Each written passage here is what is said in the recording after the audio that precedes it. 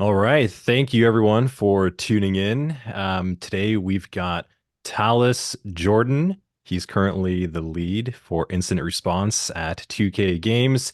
He's joining us today to talk a little bit about himself, some really cool stuff that he's working on that we're going to dive into, and just a little bit of a conversation about this whole detection engineering thing going on these days. So, Tallis, I'll kick it over to you. Why don't you introduce yourself? Tell us a little bit about you. Yeah, so currently I'm the lead incident responder at 2K, like you said. I'm also in the National Guard. I do cybersecurity for them here in Indiana. On top of that, I do some part-time consulting for the government on detection engineering and threat hunting. I'm developing the threat detection courses here at Level Effect. And I do a bunch of other little things on the side. I'm really into malware analysis, reverse engineering kind of stuff. Considering getting back into some pen testing. It was the original love for cyber, so I got to get back to it at some point. But yeah, that's pretty much me in a nutshell as far as cyber goes. It's awesome. So just a little bit busy over there, not too much. Yeah, You, just a you little bit. also, I think you're also working on two college degrees, I hear as well too. Yep, so I'm doing a degree in software development and then one in applied cyber, SANS and Jeez. WGU both. So keep Yeah. myself extremely So busy, hoping very for it to busy slow these down a little days. bit. Yeah. Yeah. That's awesome, man. Yeah, that's a good little background about you and what's going on. Thanks again for being here today. So I guess, maybe to kind of expand on that a little bit more, because you're doing a lot, right? So how did this even start? Like, how do you just go from, I guess, previously, maybe tell us a little bit about what you were doing to all of a sudden doing everything and anything in cybersecurity, sounds like. Maybe tell us about your backstory.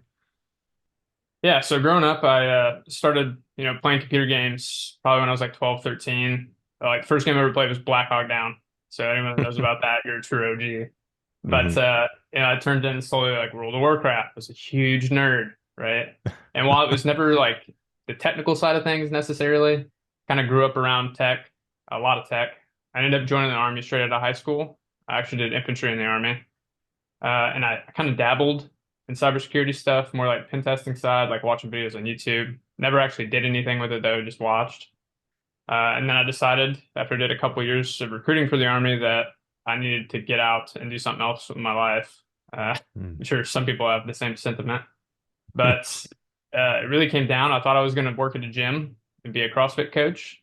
I decided that wasn't the route I wanted to take and decided on cyber and just ran with it.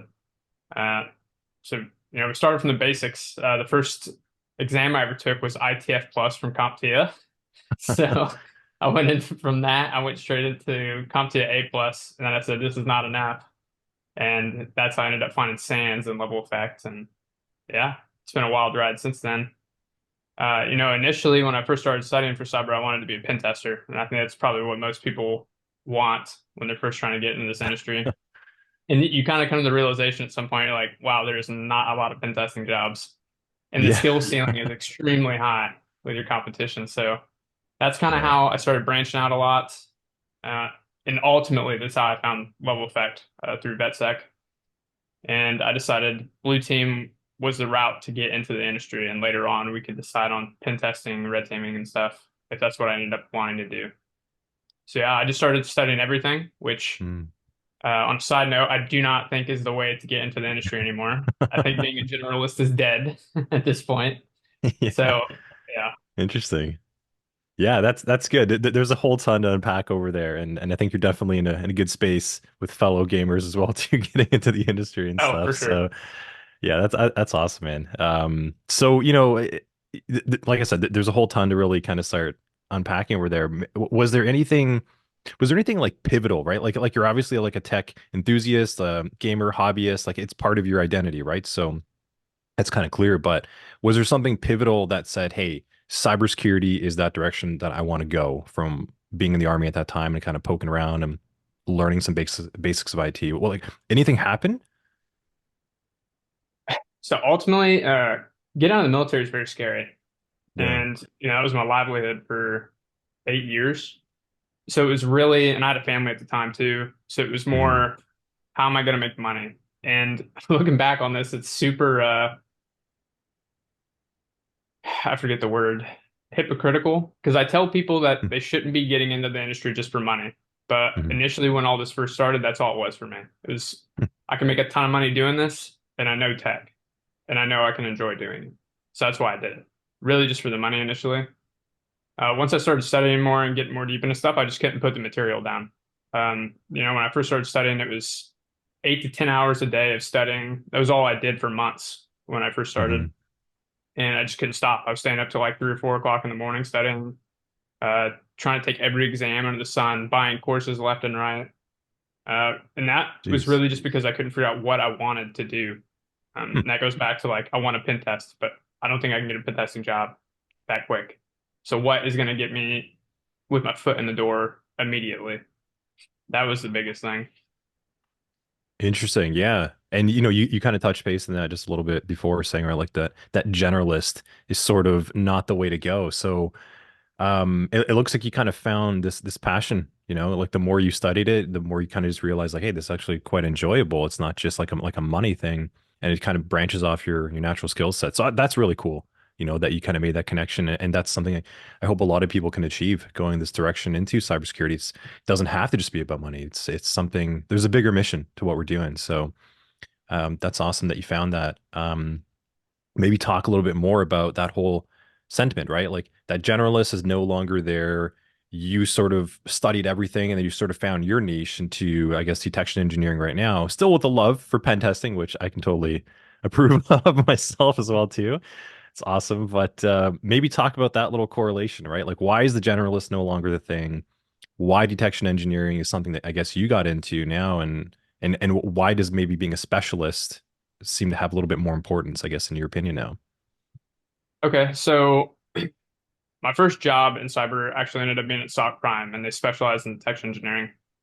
Uh, I was kind of surprised after the interview that I got the job, not gonna lie. So someone took a chance on me. But that was where I got exposed to detection engineering initially, really. No Mhm. courses at the time were even really available to even discuss it.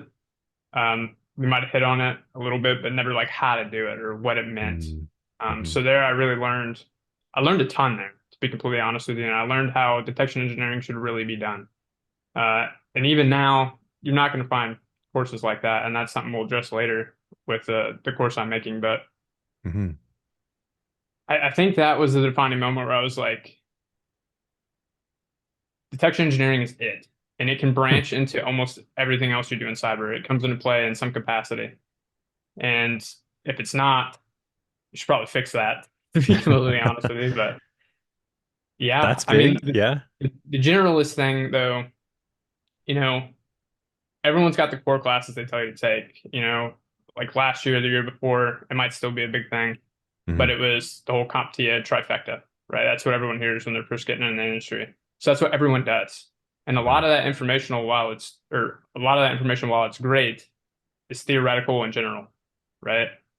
So when you have everyone that's entry level trying to get in the industry and jobs that are not truly entry level, Mhm. right? Mhm. They're entry level to cyber, not to tech. So if everyone has that same general knowledge and other courses too, BTL 1 is a huge one people are raving over the last 2 years, right? But if everyone's doing that, all your competition has the same exact knowledge and it's all general knowledge. Yeah. So what's truly setting you apart? And that's why I think it's dead now, is entry level jobs are entry level, quote unquote. Mhm. It's starting Mhm. to drop off more and more. Remote work's going away, right? So you really have to decide, do I want to take the long route and learn everything, which is going to take you an immense amount of time.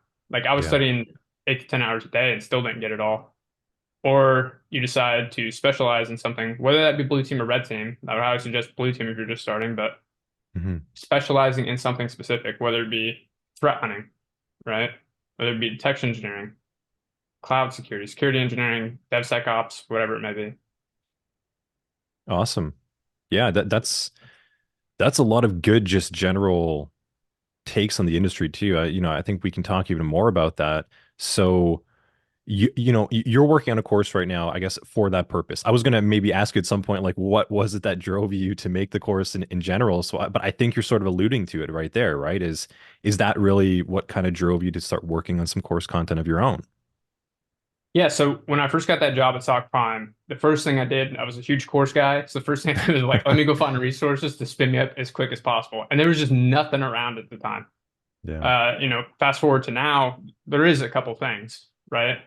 But without dropping any specific names, a lot of them are very general and they're generalized Mhm. concepts, a lot of theory, some practical aspects, but nothing that's like groundbreaking for you, right? That you're not going to read in a blog or something. And you're looking at potentially thousands of dollars spent on a course. Yeah. Even the cheaper ones, they're very specific to like tools that they're using, and they're Mhm. covering a lot of back-end information that is just not relevant for most companies.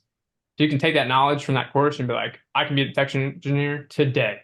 And you go start a job and you're like, I have no idea what I'm doing. That's exactly what would happen. And that's what Yeah. I want to solve with this course. Awesome. Yeah. Okay. So let's kind of start, I guess, talking a little bit more about this course. And you're highlighting something that we hear. It's a big sentiment. It's starting to get more, I guess, general appreciation to you is that, that entry level cybersecurity, it doesn't exist, right? Like it's mid level of something else. And that's starting to get a little bit more as a general understanding statement, I think, as well, which is great. So, your course comes in, it's more of that specialist approach. Like we're going to effectively teach you how to do that job. It's not going to be a general detection engineering course, but it's also a bit of a new kind of domain, right? Like it's still defining. It's not fully mature as others inside of cybersecurity and just in tech in general. So I guess before we talk about your course and that specific problem, what would you tell the listeners right now, like people tuning in? How would you define what is detection engineering and why do we even need it? It's a great question. One I've been asked a lot, and I've never really had a straight answer for each and every Yeah. time it's asked. But so, there's a saying the best defense is a good offense. Hmm. And that might sound weird when you say that, right? Thinking about what detection engineering is to most people, but it is being proactive, right? And I consider that offensive. So the best way to stop an attack is to stop them from attacking, right? Hmm. So detection engineering can play into a lot of other tools, like SOAR, EDRs, et cetera, et cetera. They can completely stop it in its tracks when it's detected, right? So that's one way to look at that. And just having complete oversight of what's happening, right? So picture a battlefield, right? Hmm. And you're on one side of the fence, but you don't see what's going on in the middle. Detections kind of allow you to have eyes in the center of that battlefield to have a real-time view of everything that's happening without having to go threat hunt for it and like Hmm. dig through logs and see what's happening. So I guess that's how I would define it. There's a lot of play and a lot of people get confused on the difference between threat hunting and threat detection. And Yeah. even when I tried explaining it before, people still don't understand the difference. And they kind of play hand in hand, especially when you're doing threat hunting correctly. Hmm. A lot of people do it reactive, so it kind of doesn't fit as closely as it should. But like a product of threat hunting, right, is detection engineering. Like you should be Hmm. developing queries that can be turned into detections during those hunts. And the same thing goes for detection engineering. So like a good program is going to be developing hunt packages, for instance, right? Hmm. So, Cybersecurity started doing that with their Hunter platform, I think is what it's called. Hmm. So, Hmm. you pay for that service and they have hunt packages for your threat hunters or your threat hunters to use, sorry. And that's probably developed mostly by detection engineers and other threat hunters. So, Cool. Yeah. Good analogy. Battlefield going on right there. Yeah. It's kind of it is accurate, right? So the way that you're sort of kind of, I guess you're doing a little bit of comparison contrast of threat hunting and threat detection engineering, but it also kind of sounds like they do work in tandem, right? Like it's a handheld relationship. You can't really have one without the other. So how would you really define, I guess, like, do you start with one? Like, do you need one or the other at the same time? How would you maybe break that down for people kind of listening to you? Because even threat hunting itself, people get really confused at first. They're like, what is threat hunting? And then when they start to realize it's part of a lot of jobs in one, um, maybe break that down a little bit more. Like, how do they kind of line up together to support one another? yeah. So as far as like if one needs to come before the other, um, I don't think necessarily that's the case. It really depends on the organization, right? So Hmm. detection engineers can be a great asset to just SOC analysts, right? Just at an MSSP with no threat hunting capability. Cool. Threat hunters without detection engineering are just as big of a capability to SOC analysts and an MSSP themselves. But really, I think the thing about those two programs is that they just complement each other so well, and they can offer each Hmm. other so much in terms of workload alone, right? So Yeah. threat hunters developing detections from their hunts to help the detection engineers making the hunt packages for the threat hunters. Um, there's a lot more that comes into play with that, but I feel like it'd be a longer conversation. Maybe not one Yeah. I'm prepared for right now, but Yeah, no, that's great. I think it's good, like to kind of get this out and so people hear it because, like I said, it is quite immature. This whole side of detection engineering, it is still growing. So expanding on that connection is great. This is a lot of good insight. I think people will really appreciate hearing it. So your course now, right? Let's bring that into the conversation because I think you've highlighted a lot of problems and observations in the industry. Your course, Detection Engineering 100, that's coming out really soon. Maybe have you thought about a way to describe, like, how would you describe to someone what is this course about? everything you need to know how to do without any of the fluff and history. So that's one thing, I've seen in some courses on even threat hunting, not just detection engineering, but there's a lot of history behind things and which is Mhm. great information to have. Don't get me wrong, right? But it should be something you care to go learn.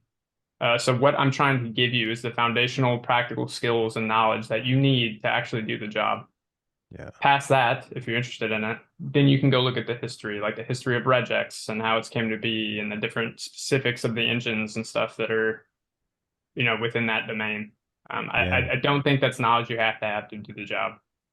Yeah, interesting, right? So you're sort of delineating, right? Like you're leading it for the, I guess, for the student to decide if they want to get into that whole history and literacy, they can, but you're just going primarily with competency, just like hitting them like this is your job task type of course, which is really cool. Like they're going to be able to take your course and do the job right away. Um, if you had to say more specifically, I guess, like, is there a problem maybe that you observed like on the job yourself or with others and said like, hey, like your course could solve problems A, B, and C? Like, do you have any examples of that could really jump out? So a lot of people think detection engineering is just, you jump in a tool like Splunk or Mhm. Sentinel-1 or something like that and you just make queries. And that's not all detection engineering is. If that's Mhm. what you're doing, it's a pretty immature representation of detection engineering, right? So what I want to do is expose the whole process of what actual detection engineering looks like at a high level, right? And that includes everything from attack emulation, so emulating attacks in a lab, testing your detections, actually creating them and tuning them, doing Mhm. malware analysis. So you can create detections based off actual samples and not just high level overviews that you'd have from an EDR or something like that or event logs. Um, but I think that's the biggest thing is to kind Mhm. of dispel the misconception that, oh, detection engineering is easy. You just make a query. That's not all it is. Hmm. That's nice. Yeah, that's good. I like that. So now kind of giving the, I guess, the listener a little bit of a like a high level overview, right? If you were to walk me through this course kind of from start to finish, and you don't have to summarize like every module that you're cooking up over there, but what's the journey? Like, what is the student journey starting the course, going through it, and getting to the end? Like, what does that look like if you were to maybe explain that? Yeah, so you're going to start out with regex. This is the main specific one I'll hit on because it's kind Mhm. of the foundation of detection engineering. If you don't know how to do regex, you're leaving a lot on the table when it comes to detections. Then you're going to learn how to do some detection formats and creating some rules. And then we'll get into more specific skills like malware analysis and attack emulation. And then the really big part of the course, right, is going to be the detection modules, where we're actually getting into the methodology and the idea behind detection engineering and, you know, basic detections versus advanced. What do you want to focus on initially when you're standing up a program versus what's important later? Your Mhm. maturity as an organization, like should we be creating these detections now or should we be focusing on the easy stuff first? Kind of like order of precedence, and then Mhm. also how to maintain a detection engineering program with CI/CD pipeline stuff like that. That's pretty in depth, So like it sounds like someone could take this course, I guess, and then just take it right to their SOC, like right to their team and say, hey, like I now have a pretty deep understanding of what detection engineering is. We can implement it. The stuff that I've learned, we can implement like today. Like we can start building this into our security program. Does that sound kind of accurate? Is that observation? Yeah. Yep, that is the goal. Awesome. Yeah, that's a really good takeaway. I think a lot of people are hungry for that.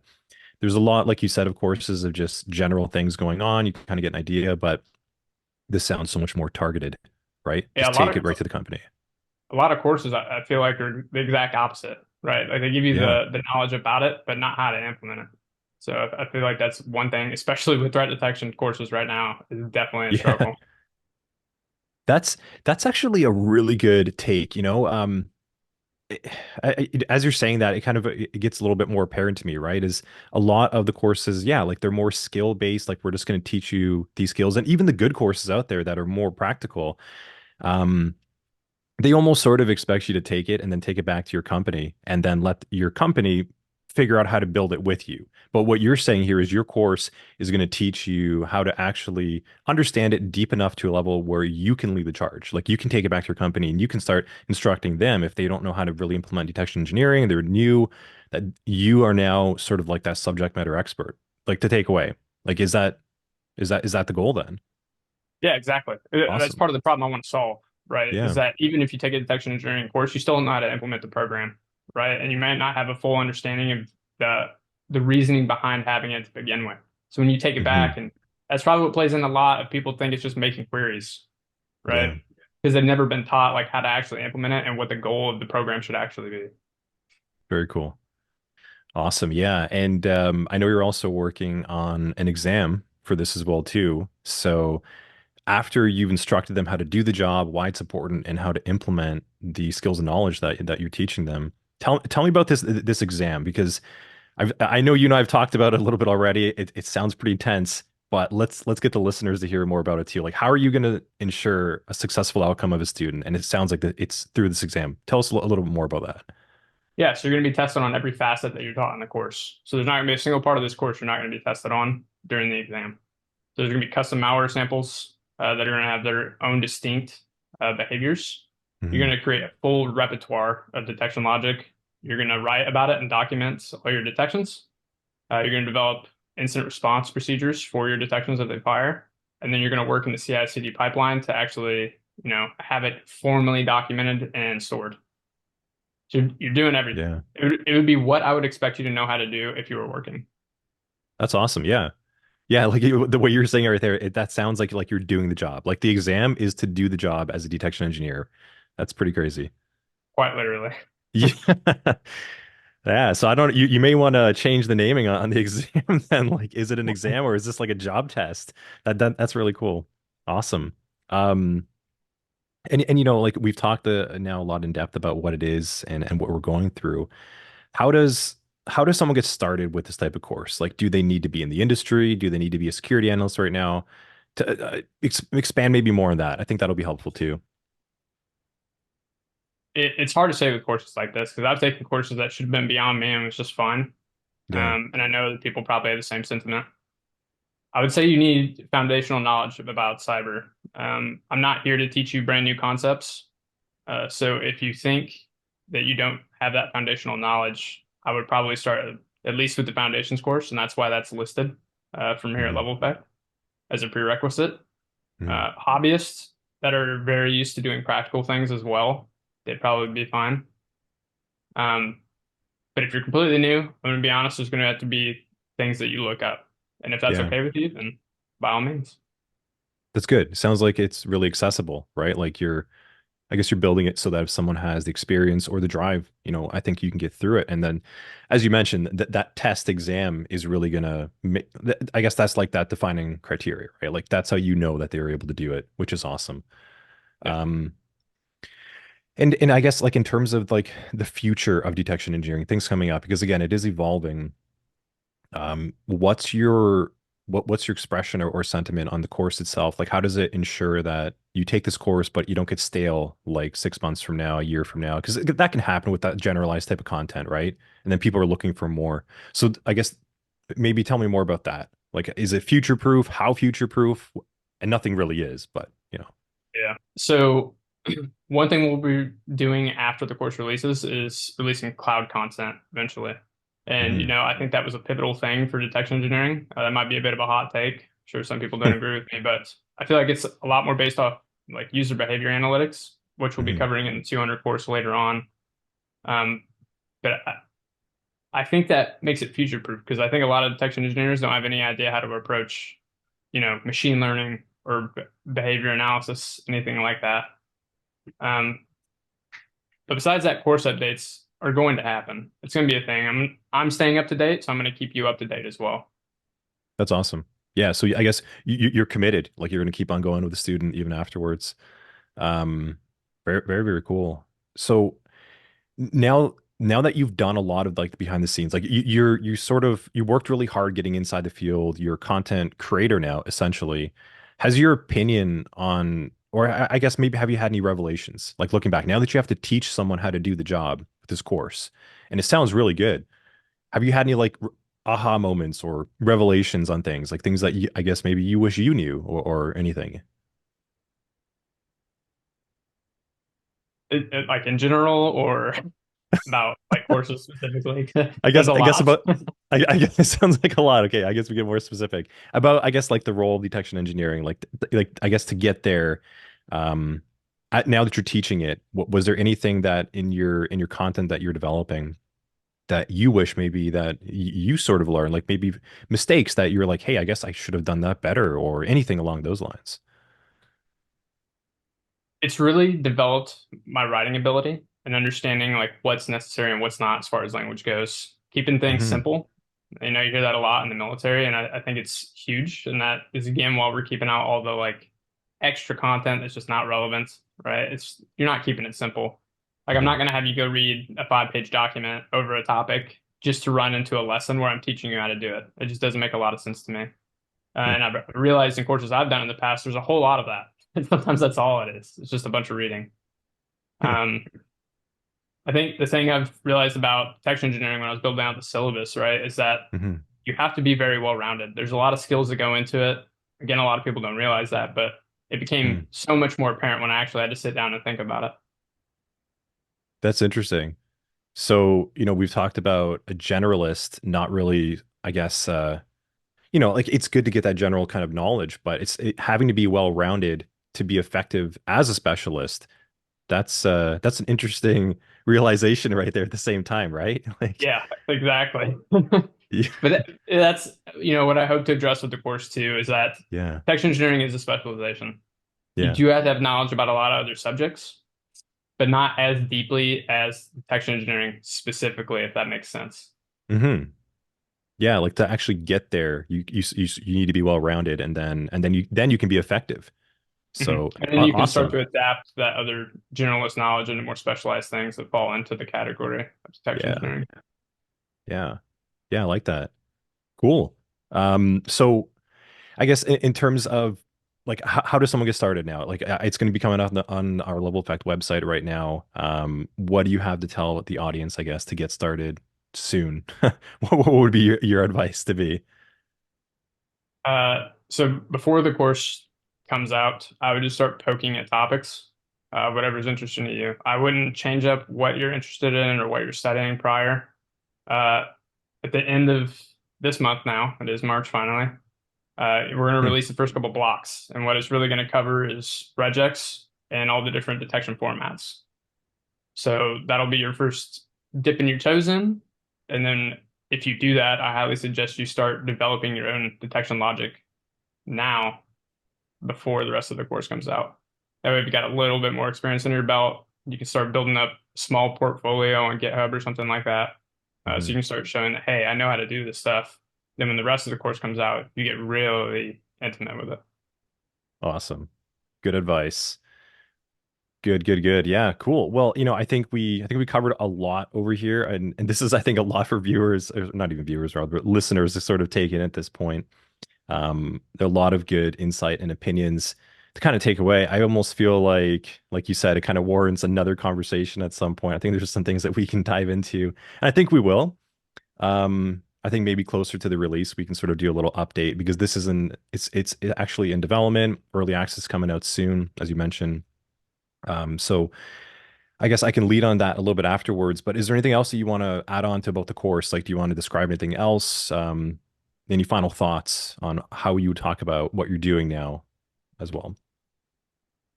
Yeah, I just want to reiterate that my course is not there to waste your time. Hmm. I think this is super important. It means a lot to me developing it. That what I'm teaching you and what you're going to sit through as far as content goes in labs is highly applicable with no fluff. think that's a big thing I want to stress about the course specifically. Cool. Good to hear. Awesome. And I guess so. How do we stay in touch now for updates at this point? Um, So what on the would you have Level to say? Effect website, we have the waitlist set up, and you can also join the Level Effect Discord. I'm on there. I'm accessible. People can tag me. It doesn't bother me at all. Uh, and I'm sure Level Effect's going to be putting out a lot of content surrounding the release and everything like that as well. Yeah. Awesome. Cool. Well, thank you very much, Talis. I think that's all we've got a little bit of time for here today. Kind of be respectful of everyone's time, and thanks to everyone kind of tuning in, listening to this. This is awesome. This is an early talks. This has been a little bit of an origin story on Talis and how he got started and the course itself. So look out for some future conversations coming up soon over here. Sounds like there's more to unpack. Until then, like you mentioned, stay tuned, stay connected in our Discord. Hope to see you inside there. And Talos would be more than happy to start answering some questions. Absolutely. It's been a great talk. Awesome. Thank you, Talos. Thanks again, everyone, for listening.